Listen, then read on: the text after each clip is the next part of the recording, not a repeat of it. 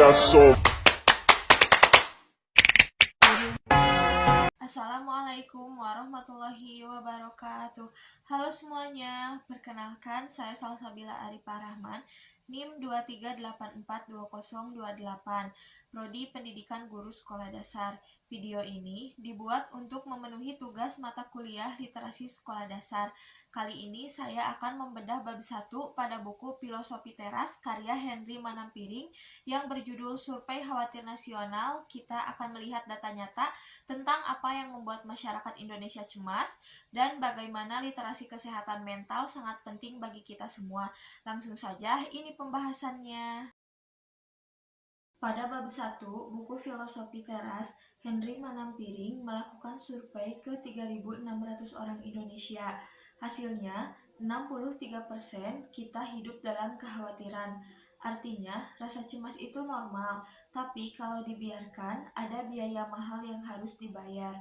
Berdasarkan survei tersebut, ada 3 hal besar yang bikin kita bingung. Yang pertama, ada sosial politik dengan persentase 76%.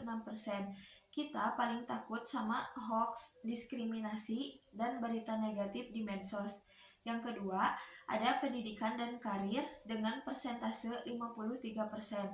Pelajar takut nilainya jelek, pekerja takut gaji nggak cukup, dan karir jalan di tempat. Yang ketiga, ada status hubungan. Uniknya, orang jomblo dan orang yang punya pacar punya tingkat kecemasan yang sama, yaitu 30%.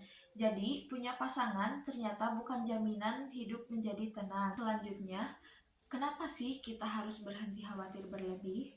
Jawabannya adalah karena khawatir itu boros. Yang pertama, dapat boros energi. Otak kita itu butuh kalori. Kalau energinya habis buat overthinking, kita tidak akan bisa produktif. Kemudian yang kedua, boros waktu dan uang. Khawatir sering bikin kita prokrastinasi atau malah belanja barang tidak berguna sebagai bahan pelarian. Yang ketiga, dapat merusak tubuh. Berdasarkan hasil analisis literasi saya, pada bab 1 ini memiliki beberapa catatan penting. Di sini saya akan membahas mengenai keunggulan terlebih dahulu. Yang pertama, gaya bahasa yang aksesibel. Penulis menggunakan diksi yang komunikatif dan tidak kaku. Hal ini membuat konsep filsafat stoicisme yang kompleks menjadi lebih mudah dipahami oleh pembaca dari berbagai latar belakang tanpa mengurangi esensi materinya. Yang kedua, kontekstual dengan dinamika modern.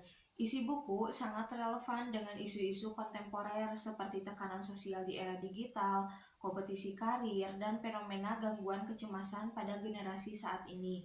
Yang ketiga, struktur penjelasan yang sistematis. Materi disusun secara bertahap, mulai dari pemaparan data statistik hingga pengenalan prinsip dasar. Pola ini memudahkan pembaca dalam membangun kerangka berpikir yang logis. Yang keempat, mendorong refleksi personal.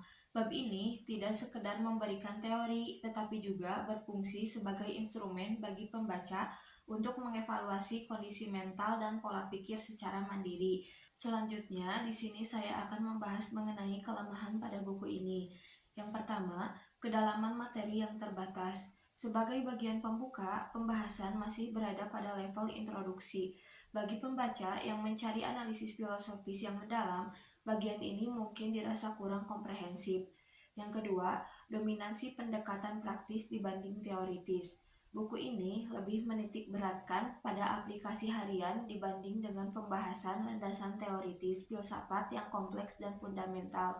Yang ketiga, bias representasi konteks sosial. Beberapa contoh kasus cenderung lebih representatif bagi masyarakat urban atau perkotaan.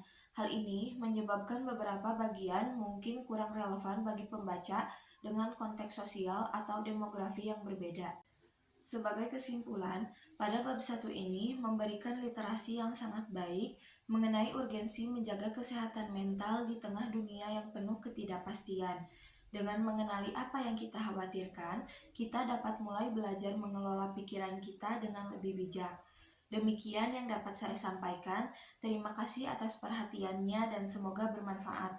Saya Salsabila Arifah Rahman, pamit undur diri. Wassalamualaikum warahmatullahi wabarakatuh.